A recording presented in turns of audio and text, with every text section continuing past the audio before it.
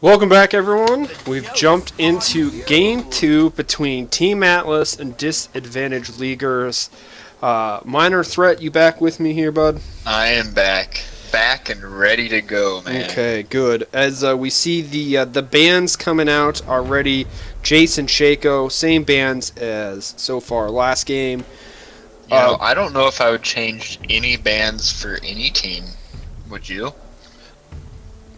Unless you want to go for a particular champion or play style that we're not aware of for either one of these teams, I think the bands weren't really necessarily the issue. It wasn't the team comps. It wasn't the comps, it was the style of play, right? Yep. And like we said, getting DVL Atlas. You could tell Atlas has played together for a while, and you can tell DVL is still meshing their play styles together. Well, I think that's what's interesting is Atlas is the new team. Oh, Atlas is the new team. Yeah, really? Because DisadVantage Leaguers was a team that is three of the same five members, right? So it's the Big T and Executioner Squad are the two new members to this team, right? To this squad. So it's that jungle, support synergy, mid lane synergy of getting the vision down that Atlas was really good at. Now, that could be all directed by the support player.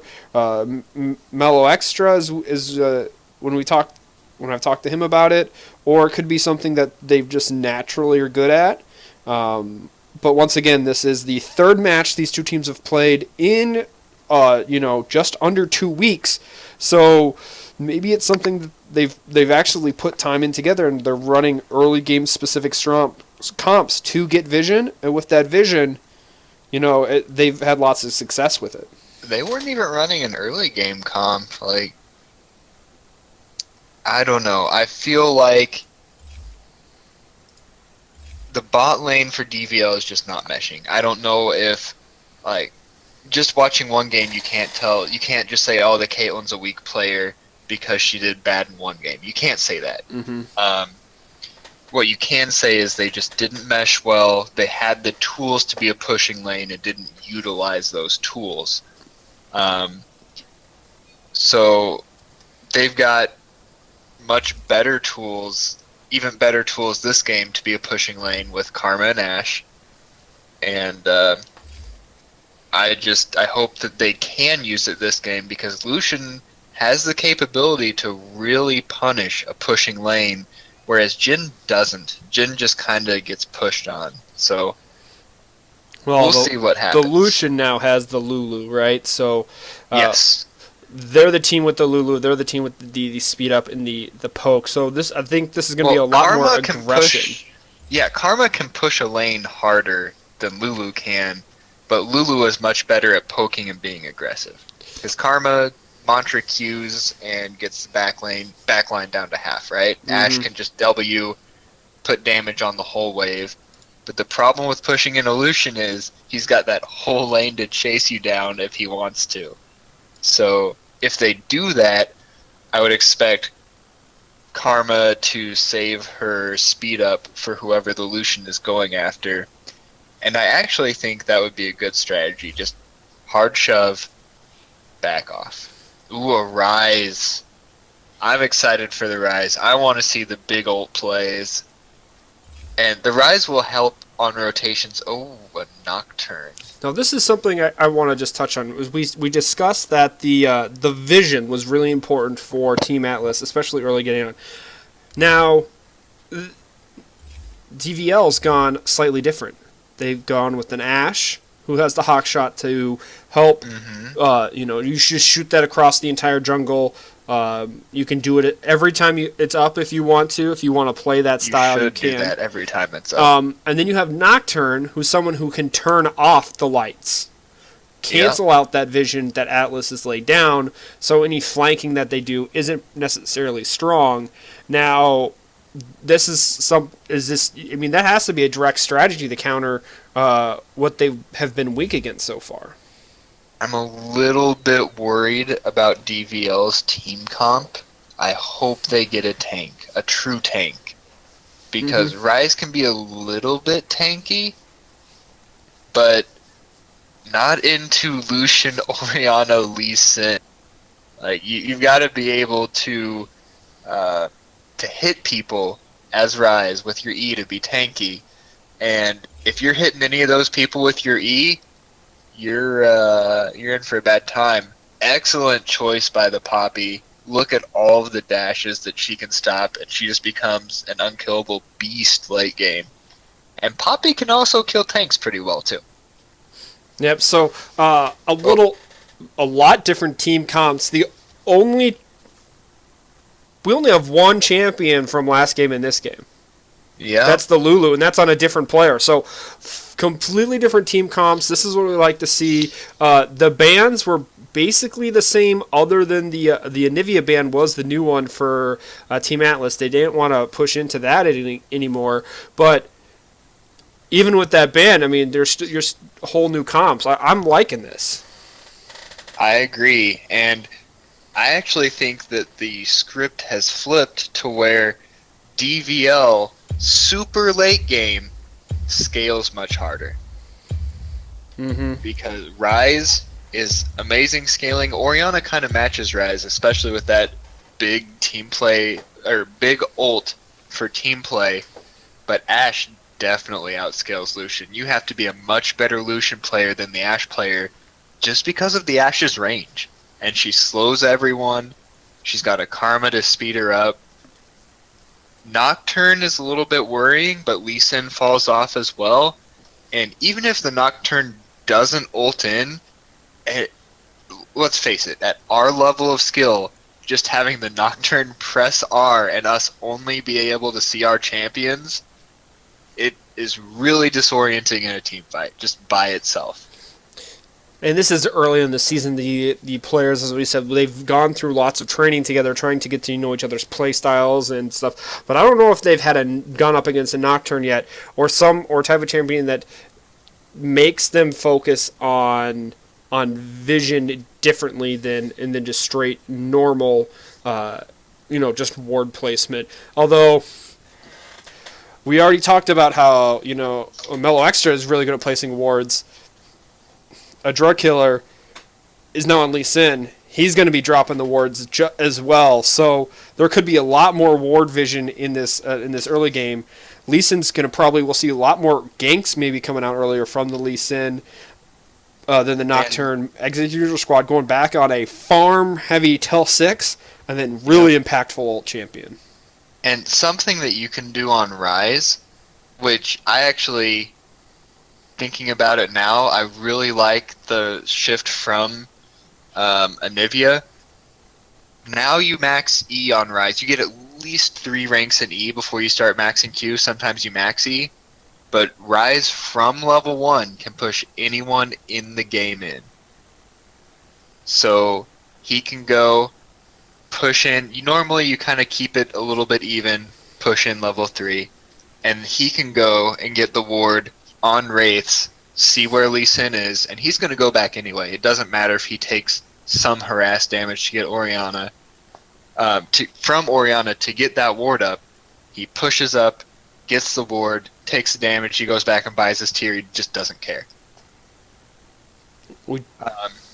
We do see Orianna does have a decent ball delivery system in Lee Sin and Nautilus to get in there. And once they come in with the, if they do get a good, ult shockwave from Orianna, that could also be followed up by the Lulu ult.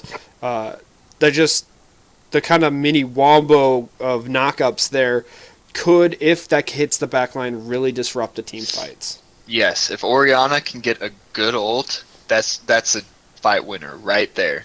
Mm-hmm. But there's a lot of disengage from DVL. Not a whole lot of engage, though. Their only real engage is the Ashe arrow, so let's look for some key Ashe arrows this game. But one thing about playing Orianna, even when you have ball delivery systems, they're the ones who are ulting. So you're the one pressing R, but they're actually the ones targeting your ult. So if they don't quite know the range on Orianna ult, and auto attack someone instead of just trying to walk past them, the Orianna ult can legitimately whiff just because of one little auto attack, one misstep from the person the ball is on. So let's see how well the Lee Sin and the Nautilus are used to having the ball on them. Okay, so let's run down the team lineups for our second game this evening. On the blue side, up top, we have Eevee is Bay on Nautilus, Adroit Killer on Lee Sin in the jungle, the Prophets playing Orianna in mid lane, Ezreal, once again not playing Ezreal, because he's playing Lucian, is the AD carry, and Mellow Extra on Lulu. For DVL, or Disadvantage Leaguers, they're going to be on the red side for Game 2, and we have Avante Guard playing Poppy up top, Executioner Squad on the Nocturne in the jungle, the Big T's playing Rise in mid lane, Death by Cows is on Ash's AD carry, and Karma is being played by DJ Research as the support. Alright, as we jump into the game, I'm looking for a little spectator slow mode here. Yeah, I'm looking for DVL to do a standard fan and contest the deep vision. Atlas knew where the Gragas was for legitimately the first 3 minutes of the game, so I'm hoping that they don't. Oh, we're seeing some pings from. Oh no, they're just spam pinging. Never mind. Yes, the pings have come out. Now, all these players are in voice chat, so this isn't solo queue where you have to use pings to dictate where you want to go, but it can help. As we see, Nocturne is going to meet Orianna in the mid lane as Rise does get a ward down in that bush, but no one's into the help. As Lulu's going to be able to drop a ward there, as everyone has seen everyone, except for Nautilus. No one has seen Nautilus, as he is getting deep vision with Orianna onto that red buff side, so the invade's coming DVL out. Start again. DVL kind of grouped up and was unsuccessful in stopping the deep wards once again. They're getting a much better vision themselves this time, though, on putting in their own deep wards to see where the jungler's starting, but that's not necessarily the best thing, because their deep wards, well placed later, everyone kind of knew where everyone was at that time. At least they got the retaliation deep wards, so they know the Lee Sin starting bot side jungle. Yep.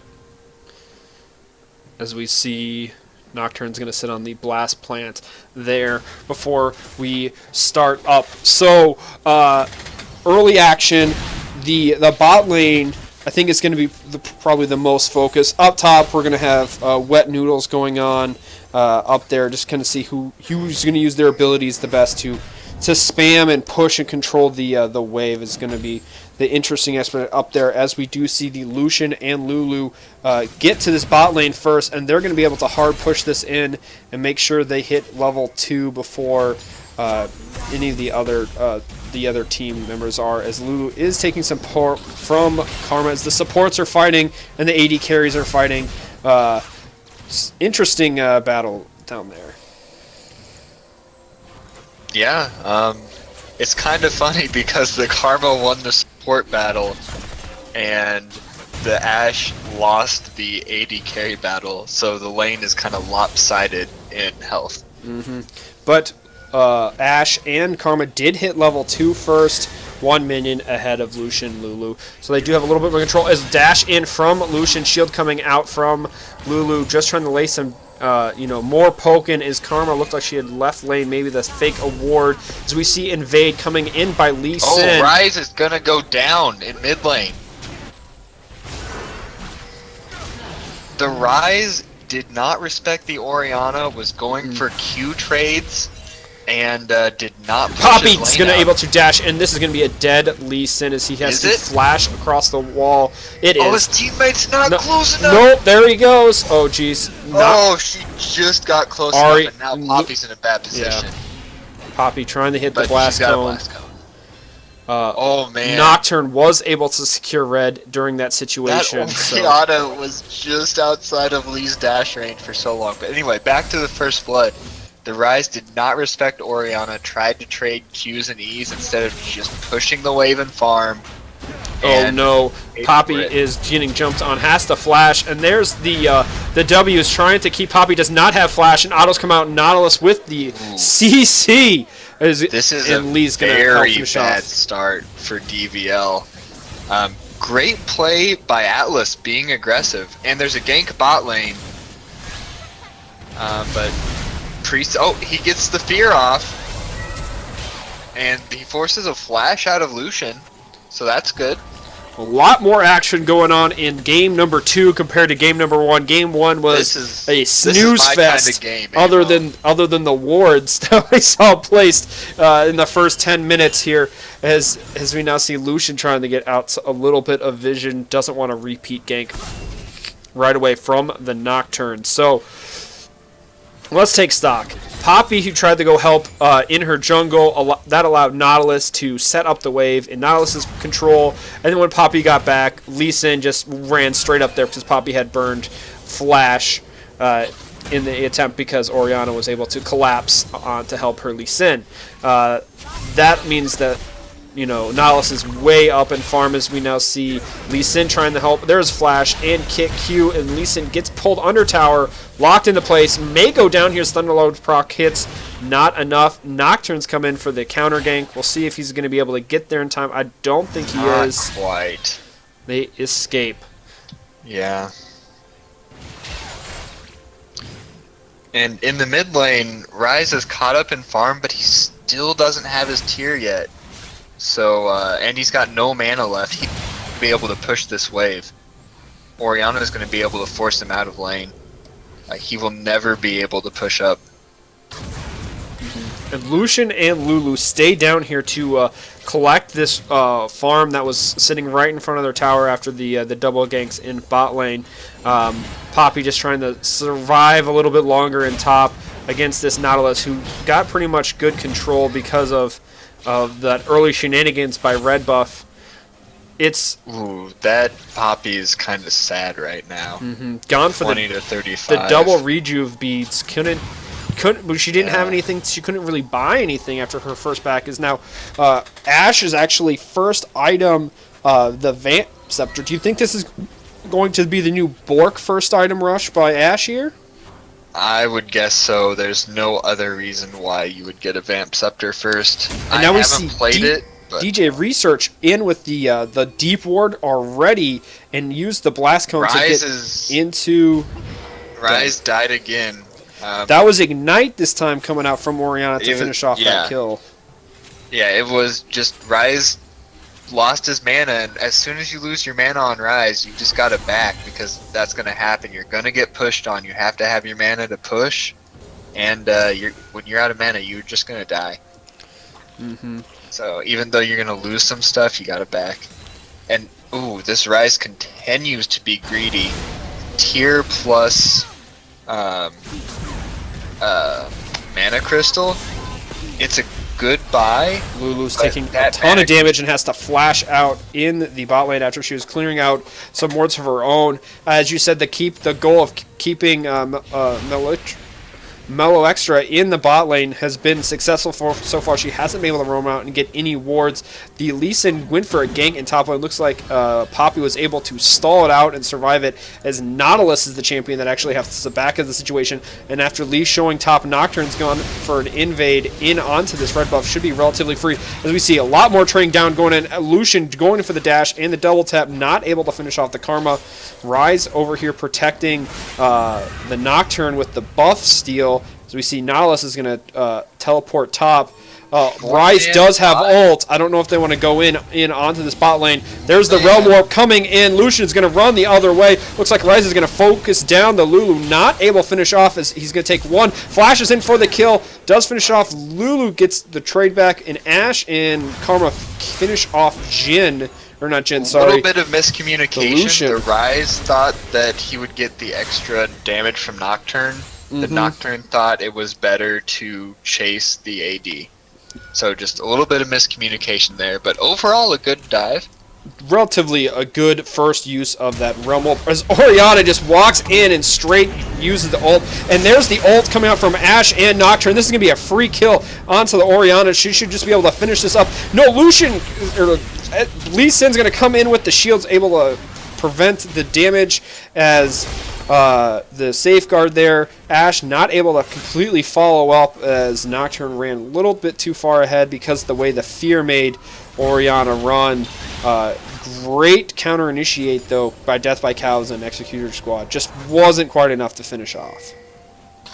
Yeah, that Lee shield came through in the end, but I really like DVL's bot lane right here. They're keeping up in farm, keeping up in pressure. Yeah, they've had a few deaths, or a death from some ganks, but they're able to keep the Lulu in lane and not warding, and they're staying up in CS. So in future games, I would hope that the Ashe Karma play continues. Well, the play coming out is looking interesting because they had to back off because of all the action going on in bot lane. This meant that DVL was able, or Atlas was able to come back run straight back to bot lane with their jungler and just go straight at the dragon and take yet another, or take the first dragon of this game, and it's another mountain. So they've had 3 mountain dragons. You see Poppy trying to get in onto this Nautilus. Here, there's the ult from Nautilus. Good shields coming out from the Nocturne there to prevent that knock-up, and flash from Nautilus. So good gank up top. Didn't really burn anything other than just a little bit of time. This Ryze is playing with fire. Lee Sin going in for the invade there. Yeah. And bot lane is pushed up for Atlas as well. So good job invading when you've got lane priority in both lanes nearest to you. I think that was a missed hawk shot coming out from the Ashe. It looks like she shot it at where she wanted to place a ward. Not necessarily as strong as Lee Sin is taking the whole blue side jungle here. There is a ward there. Oh, great Ashe arrow onto the Lucian. I don't think that's going to be enough as Lucian is able to escape with the help of Lulu. There's the Nocturnal going on into Orianna. She's going to go down with the help of Ryze. Yeah, the Ryze is not respecting the Orianna damage. He needs some magic resist, and he needs to just shove the lane. Lee Sin is in on here to the carries and kicks the Ashe away. Ashe going to get a couple of auto attacks in onto the Lucian as they tried to follow up. Not the best kick, but I think Karma flashed out of it right as Lucian wanted to boot Karma into Ashe. So probably just clicked right on the Ashe because of that. Nocturne pushing this wave in. Going to get a little bit of time with this mid lane tower, as we've seen 9 kills in 12 minutes, which is a ton more than we saw in the first game. Yes, definitely. Nice action going on, and I enjoy games like this. They're a little bit hectic. I love to play them, and they make casting easy. I don't have to think of things to say. We just comment on who's killing who. Well, it's other than the that bad setback that Poppy got set in because of all the stuff at level 2, level 3 at red buff. She's done okay. Just trying to keep that 10 to 15 CS deficit that she had at the time at that same position. So just tanks being tanks up in top wave. The real, I think, damage is being done by this Orianna. Now she's getting really far ahead. She's already finished that Morello Namicon.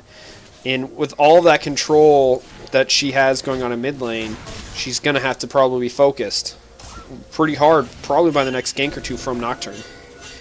I don't know if she's gankable at this point in the game, because the more AP she gets, the better her shield is. So, well, Karma showed up to throw a mantra Q, as now Lee Sin and Nautilus are doing double champion to just clear out some pink wards while in their safety.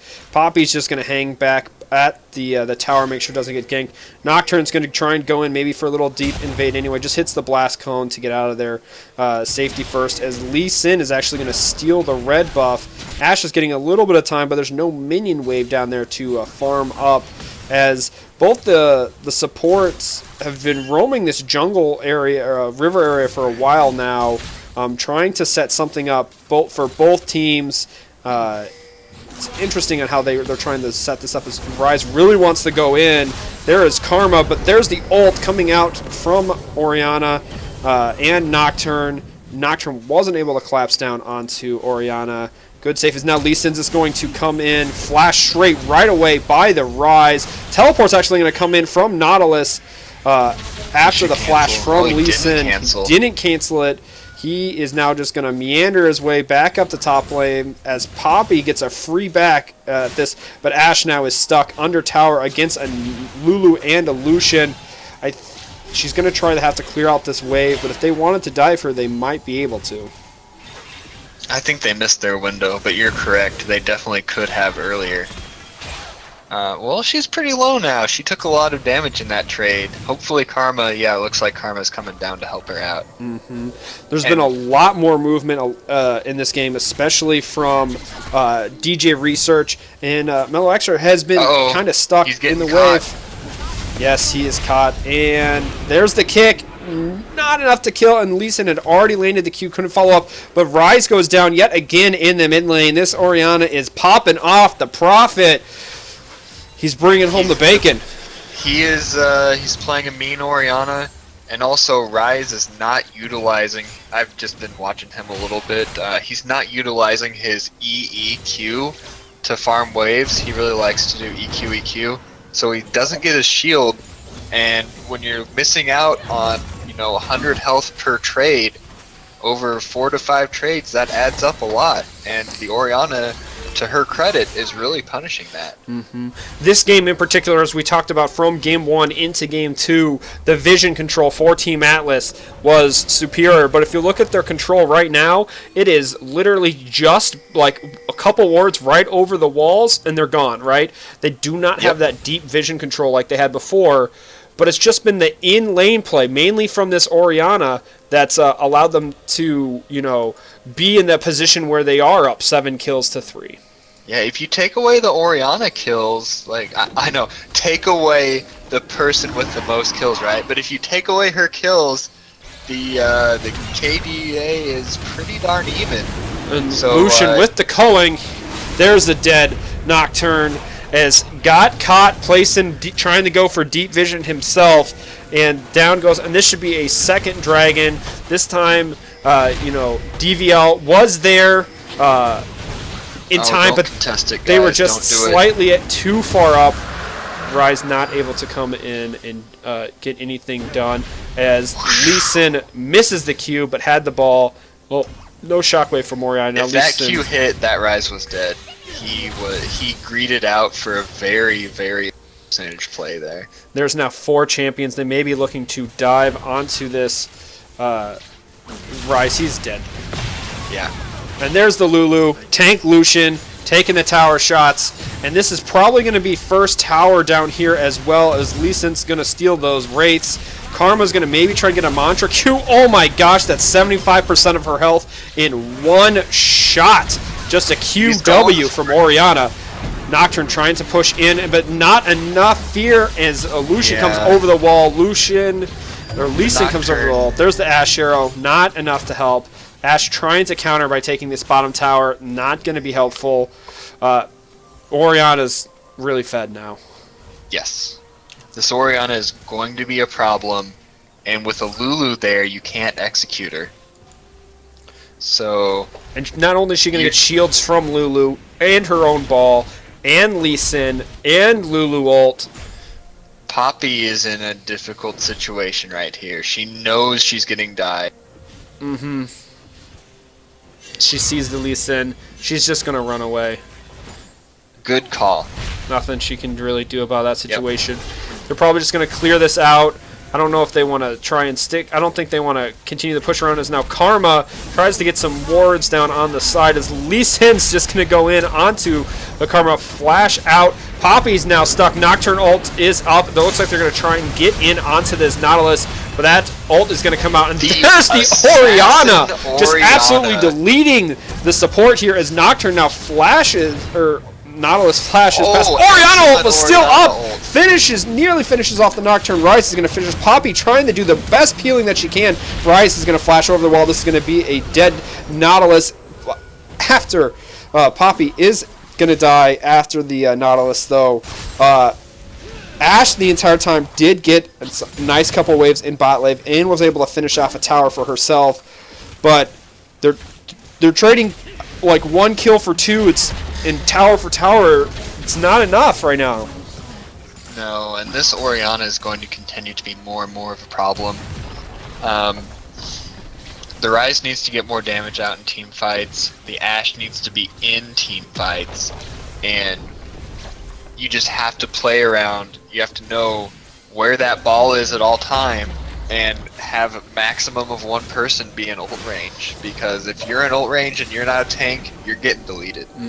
There's Lulu and Lucian going on a little bit of a warding mission, trying to get out some vision after they've taken that bottom tier 1. One thing that is, we've seen Karma now take a couple of EQ combos straight to the face from Oriana. She has no MR. She is running Moby Boots and trying to get to redemption, but she's not even halfway there yet. So her only health and defense is coming from the Sight Stone, which is actually not a lot at the moment, right? So she's five levels behind, and now Ashe is caught out because just got too greedy trying to get some type of farm to play catch up. Nautilus had teleported in from behind, and that's... Ashe is now dead. Poppy's trying to push up in top lane. Dragon is not going to... do we have a timer on Dragon? Doesn't say in the corner. That's the Rift Herald that turned into Baron. Oriana, though, but Lee Sin's going to kick. Oh, almost got caught, but her team came and bailed her out a little bit. Oh, Nautilus. Why would you do that? Apparently, Rise can't teleport. If he's CC'd or silenced or immobilized in any way, his teleport stops. Interesting. So what? You CC yourself when you zone yes. No, you don't. You go into stasis. You're untargetable. Yeah, but you're not CC'd. You're just in stasis. It works. Don't question it. Okay, the fine. Ashe got caught. That's a dead Ashe. Yes. That is a giant shield on that Nautilus. Yep. And there's the Nocturnal trying to get in onto this Lucian. I don't think it's too little too late, I think, at the moment to try and do pick plays like that, especially when there's all 5 team members there to help defend. As we now see, Lulu and the rest of the teams finally got a chance to get this division after they've taken all of those towers. Sometimes you just have to actually press up and get the towers before you can get the vision, as Dragon's going to be spawning here in the next minute. No Baron vision for either team currently, but I don't think that's particularly going to matter. Rise only has 2 stacks on his Rod of Ages. We're at almost 22 minutes. This mid laner's really behind right now. Yeah, and that's what happens when you just don't respect your opponent. And yeah, I don't have a lot to say about that. I mean, great job by the Oriana noticing that she had an advantage and taking every inch of the advantage that she can get. That's all I have to say. Poppy has gone straight for the Banshee's Veil, but hasn't even had a chance to upgrade her boots yet. Nocturne is going for a really aggressive offensive build, trying to get the Bork himself, but not the Bork, the Blade of the Rune King. Yeah, can Nocturne build tanky though? Like I feel like he has to build this way, doesn't he? He can. Well, it. Like tank Nocturne just doesn't do anything. Well, he's gonna have to try and reduce some MR here. I don't know if Merc Treads is necessarily gonna be enough. He should probably go straight into an MR, and his Oriana's just looking. Oh, there's the ult. Got caught Q out. And Lee Sin with the flash in, able to almost finish off Ashe. Ashe is going to try and sustain up, and Lee Sin jumps behind, able to finish off Ashe with the Warhop and autos, and there goes the Poppy ult, knocking the 2 tanks away, but she's going to go down to the auto attacks from Oriana, and Lee Sin does die to the rest of the back line from DVL, but that's that ward right over the wall there just chunks the Ashe out, and Lee Sin able to finish that, and take her out. Yeah, that was really good play. First by the Orianna, and then by the Lee Sin following up. The Lee Sin knew that he was going to be in a sticky situation, but taking out, a third of the enemy team's damage is well worth it. Because the Ashe, as opposed to last game where the Ashe was probably the most behind on their team, the Ashe is probably the furthest damage-wise for DVL. There's the ult by Nocturne after Nautilus teleported top, and looks like this Nautilus is in a really rough spot right now. He teleported up but here. He's got reinforcements from the flanking He Lucian. does. Lucian comes over there, and Karma gets hit by another EQ or QW combo from Orianna and just absolutely shreds her health. Now it's a 5v4 as Ryze is back in base. Lucian with the culling wipes out the minion wave, and they may be trying to siege onto this tower. Are they going to dive it? Lee Sin's looking. Lee Sin, he's looking. He got it. There's the And Q. the Double ult. ult. Jeez, Wombo. death by cows. Ashe. Got hit by a ton of CC. Did not have a chance to really do anything. There was the Nautilus ult, the Lee Sin kick, the Orianna ult. I mean, he spent half that team fight in the air. Now, okay, I am going to fault the Ashe because Flash was up. As soon as Lee Sin takes the Q, you've got to flash back in that situation. But No, after that, Flash the Ashe- was down. Yeah. Oh, it was down during Yeah. the fight? It just came back up like right Never mind. right now. There was She had not a lot, yeah. no. There was about maybe 10 or 15 seconds left as we see Poppy trying to defend, gets taken out again. So many shields and lots of AOE actually coming Hey, out from the Nautilus Excellent and the Orianna. job by Atlas. This whole game, the theme has been see advantage, take advantage. Mhm. They know they can win a team fight, so they're just saying, hey, as soon as DVL rotates anywhere, we're rotating and following them. Don't give them a chance to farm up. Don't give them a chance to split push. We're ramming our face into their face, and we will win because we're ahead. Yeah, they're fighting them for every little wraith in the jungle, every little golem, teleporting to top wave just to try and, get a little bit more chip damage. And soon as he teleported up there, his whole team ran straight up there to follow him. That was a planned, coordinated attack coming out from them, as this has been... Oh, Lee Sin's going aggressive top lane. I don't know if it's going to be enough. At least Nocturne thinks going to be able to... Oh, he got the hook! Oh, wow. Very impressive as the Lucian's now laying down Good the color. body blocking Poppy's by popping Poppy. everything. And They got it. ults. Lee Sin. I don't know how they got him, but they got Red him. buff burn, I believe, is going to be what killed him, probably. Or I don't know, but we're gonna something. we're gonna get a game-winning Baron unless DVL pulls out a miracle team fight here. Well, the Nocturne is down. It doesn't look like we're going to be seeing a no, Baron they're not gonna steal. steal it. The only chance DVL has is to somehow win this next 5v5 because Team Atlas is going to make it a 5v something, and DVL had better make it a 5v5.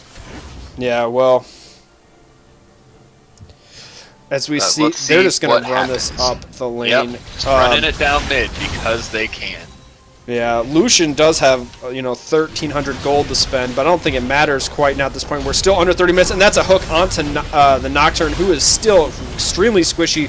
Lucian just getting some pop shots off as there's the ult coming out. Tanking by the Nautilus. He sees his carries going aggressive and does everything he When it's can. that's a hook. Oh, that's a 4-man Orianna ult, and they just drop like flies. Orianna That's going to be the ult. ult to end the game, ladies and gentlemen. That was extremely impressive as Nocturne is going to try and get some type of damage left back on, but I don't think it's going to be enough. The 4-man ult was redunculous. Wow, that was fast. Okay, Amo, what happened this game? Orianna got fed. Like a sumo wrestler fed. I mean, the team's got 25 kills, and she participated in 21 of them as the mid laner. That's impressive. That is. Considering she only has level 1 boots, she didn't even have time to upgrade because the only MR item on the entire map is the Banshee's Veil, I'm excluding Merc Treads. is the Banshee's Veil. I mean, Rise just bought the Negatron Cloak. We're at 27 minutes. Rise hasn't even finished his Rod of Ages. It's still at 9 stacks. It's when you get that early pressure and you just pound it into the ground. I mean, that was very impressive Orianna play by the Prophet tonight.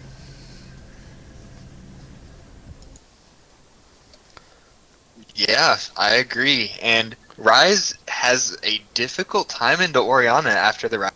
And the Rise player was still trying to play very aggressive, and you just can't do that into Orianna anymore. You could tell he knew how to play Rise, but he was reluctant to utilize his shield combo in lane phase. Big props to DVL's bot lane this game. Last game, they got manhandled. They got pushed in when they shouldn't have. They got lots of wards dropped on them. This game, they soaked up ganks. They were pushing out. They kept Atlas's support in lane, not letting them go and get those deep wards that was crucial for their last game. And I feel like if DVL would have taken the mid, jungle, and top from the first game, that play, and combined it with the bot lane play of the second game, if they combined that, I think that they are an extremely solid team that would have took a game off Team Atlas. Mm-hmm.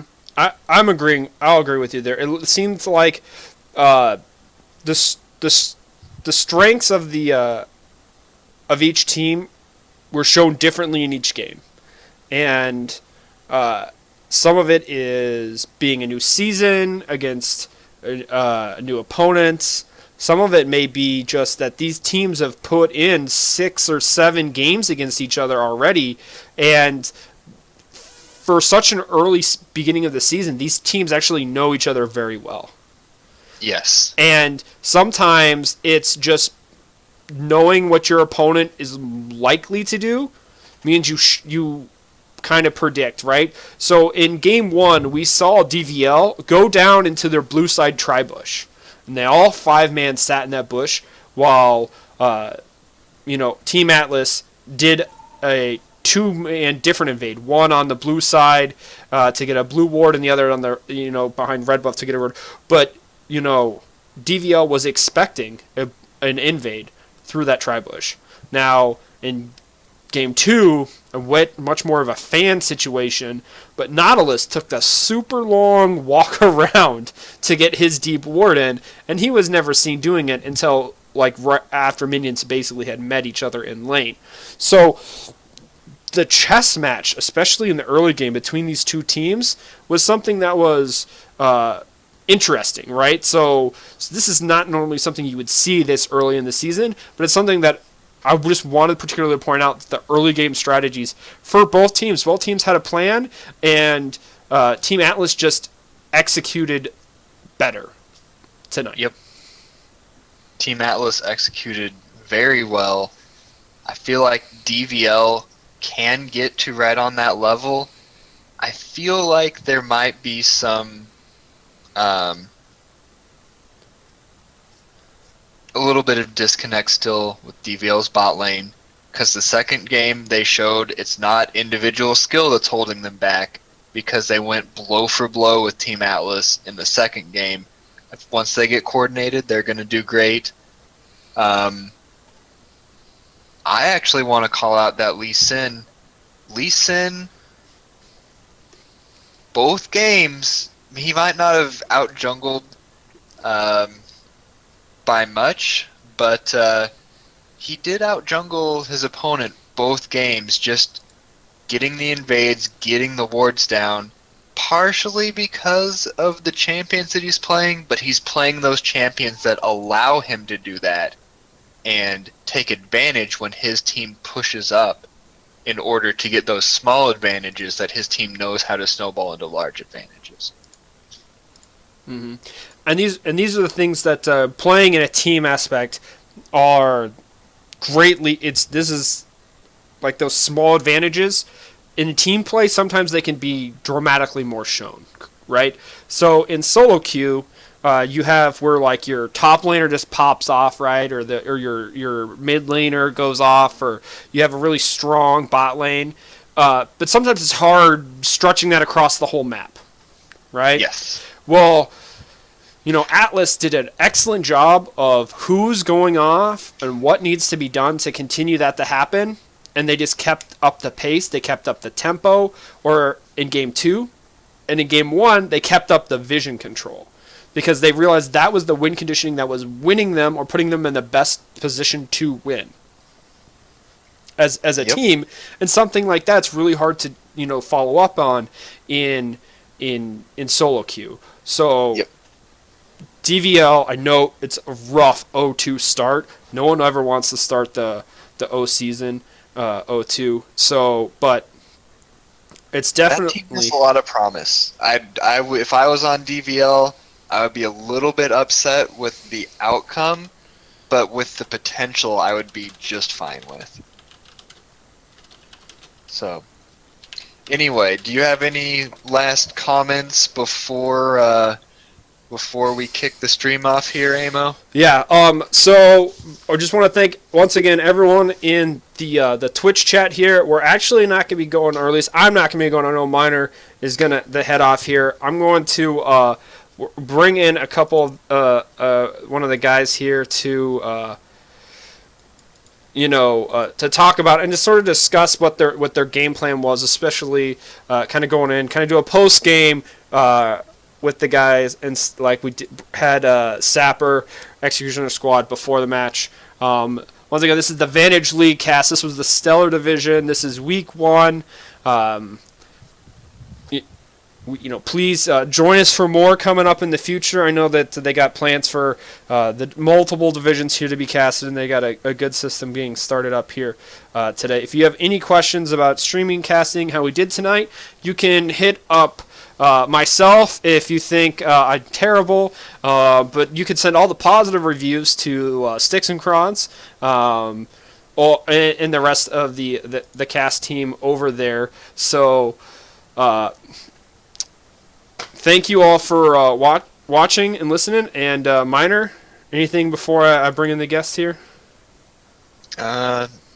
Nope. I just wanted to say great series by both teams, and I'm excited. I hope I get to cast these games again in the future. Yep. Okay, so I will see you next time, Miner.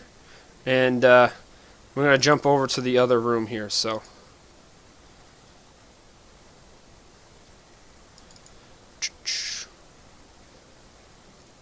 And give me a second.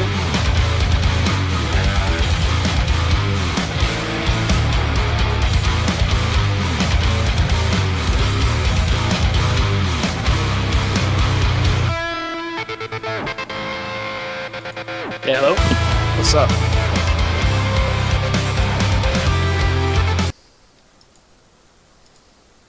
Hey, what's up, man? Hi, this is the Amo here, and I have brought in Mellow Extra. Is that how you say it right? Yeah, you can just call me Mello. That's fine. Mellow. You are the captain, I believe. Is that correct? Right? Hear me? That's cool. Yeah. All right. Can you hear me? Yeah, it's good.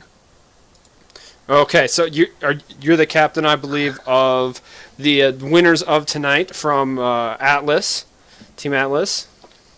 That's correct, yes. And the other guest is Ez is Real. Disappointed I didn't see any Ezreal myself. I tried to bring it in. So one of the things that we mentioned, or we when we talked to Executioner Squad or Executor Squad, whatever. I'm terrible with Pokemon names. Sapper. Was the fact that you guys have played each other in multiple scrims already, and it seemed like both teams in both games had an early game plan, and you guys just seemed to out-execute or out in your game plan compared to the other team. Is this something that's become a tradition versus each other, or is this something obviously it was planned? I think I could say that we definitely planned to definitely ward.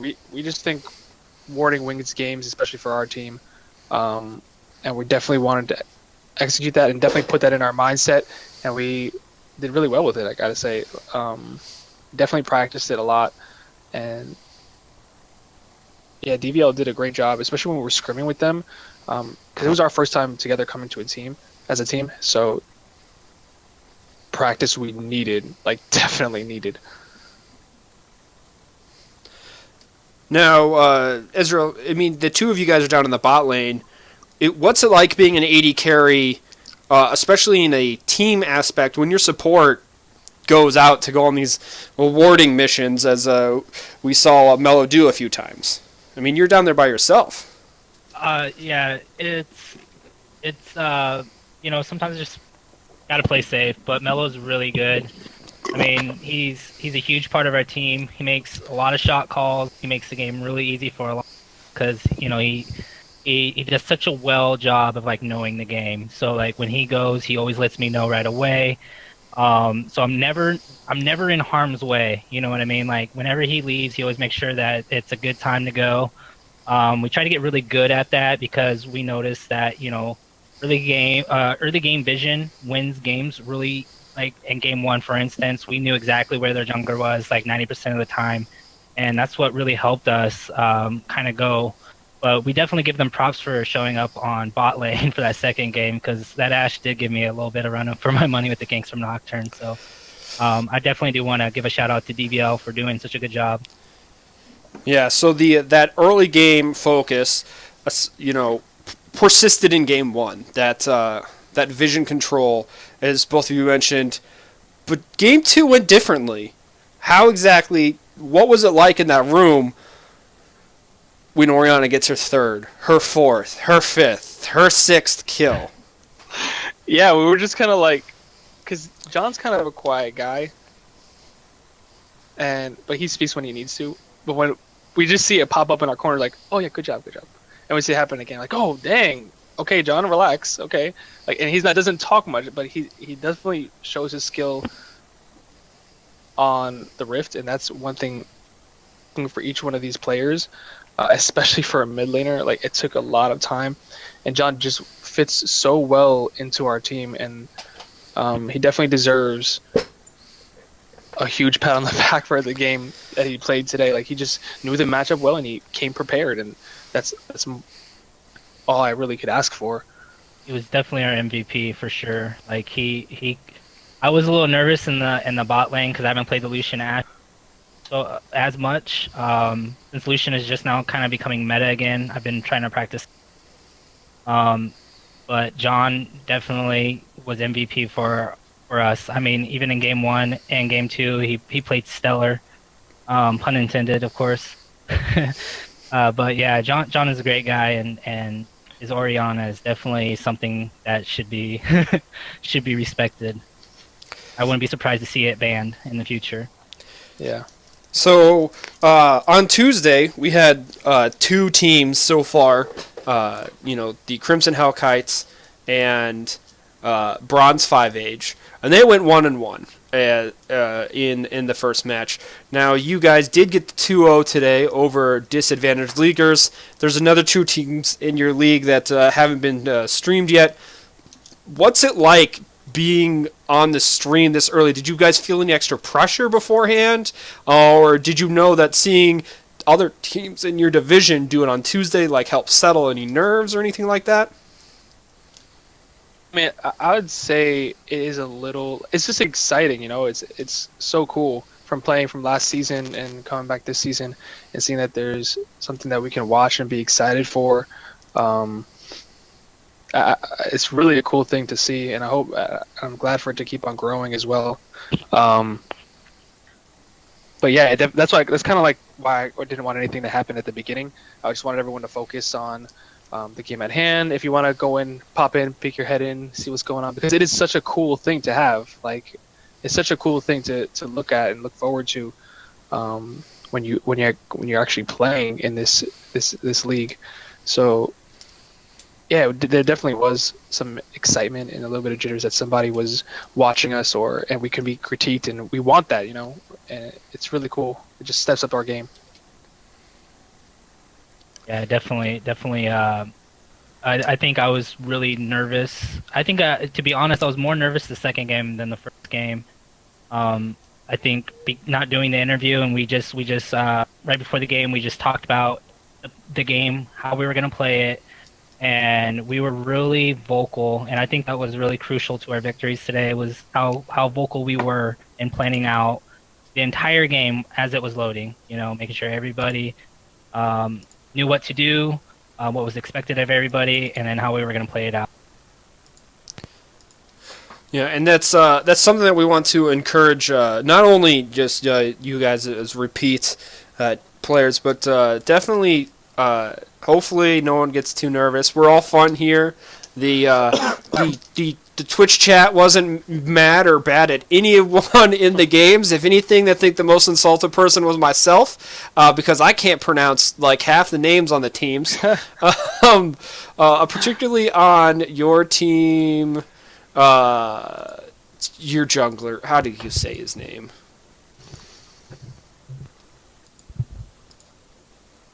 I'm sorry. Can you repeat that real quick? How do you say your jungler's name?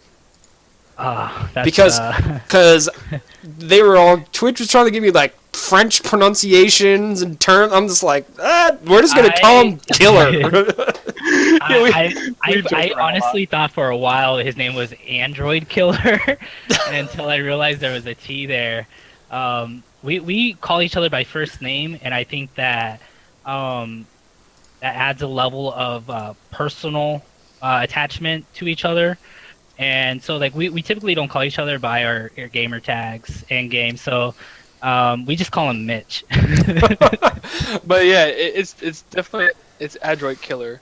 So that's pretty much how you pronounce it. It's pretty hard, but that's how you pronounce it. So, this is we are part of the Vantage League and the Vantage Sports. And this, one of the things we did touch on real quick is Mellow Extra. I know we need to touch base a little bit, but the highest ranked support from last season, according to VPR. You were on like in the top 10 for I think most of the season. What was it like being on there with like players of the top ilk? I mean, Tuba's a Diamond 1 Master Tier player. You have like Hurtis Leah and Gelati, and I'm trying to remember other names at different times. I think Badger was up there for maybe a couple of weeks. And these really strong, really high ELO players, but you're on that same list, and you're a support player. Yeah, our team, like last year, we just definitely. I told my team this last year too. Like, I definitely credit like being up there too because of them, and how we definitely talked a lot, and that's one thing that I loved about that team too. That we talked a lot. We didn't get salty at each other when we gave each other, and especially when we heard it from other people, and during our scrims and. It was just when we started winning games, we just wanted to get better, and it just ended up just getting better, and that's why I was up there. Is because my team helped me get there, and they allowed me to play off of my strengths, which was to roam and communicate where I was going, where I was going to place my wards, how I was going to support. I played kind of passive last season too. I'm more of an active support player, but I had to tone it back just for that season. Depending on the team that I was on, and it just helped out a lot, and I just saw my VPR start to grow, and all of the things that Vantage supplies you with, it really does work and increase your game, and it really helped my game, as you saw from last season, as in my first season, and seeing all the improvement from the beginning to the end. And as we sort of just touched about that, Ezra, what are you looking for as a self-reflection after this match? How are you going to use? You have a VOD now you can go watch besides your own download one you can get from the client with people commenting on it. Now it's not directly watching you the whole time. But how are you going to combine like maybe a VOD review and those stats that Vantage give you to reflect on how you did? Yeah, I actually recently signed up for the elite part just because I never heard of Vantage League. Mello brought me in. He talked about it, and I mean he's a definitely good sales pitcher. The way he explained how Vantage League worked, and so I've lately the past week have been going through all of the like all the stats that they provide you with, like since it's more in depth than just the Riot API. And then not to mention having like VODs just going over, even though like the games we did fairly well, there's like I think one thing that's really good about our team is like we look at every game as something that we can improve on. And even though that we do really well, we can always find that little thing that we can get better at. And as me, especially playing ADC, especially in this current meta, you have to be really on your toes because you can get punished really heavily for being mispositioned a lot more so in this season as compared to other seasons. So I'm very grateful for Advantage League and the stats that they provide for these in games. And I recommend if anybody hasn't gotten the Elite, definitely worth checking out because the extra analysis it gives you on the games is really good information.